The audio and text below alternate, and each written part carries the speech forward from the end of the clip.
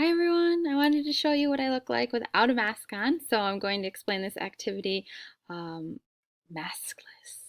So this activity is so that you are going to create a Bitmoji classroom or science lab, and you're going to have two slides. The first slide is going to be of the problem going on, and the second slide is going to be how do we fix that or combat that problem if it was to happen in our lab, or how do we prevent it from happening.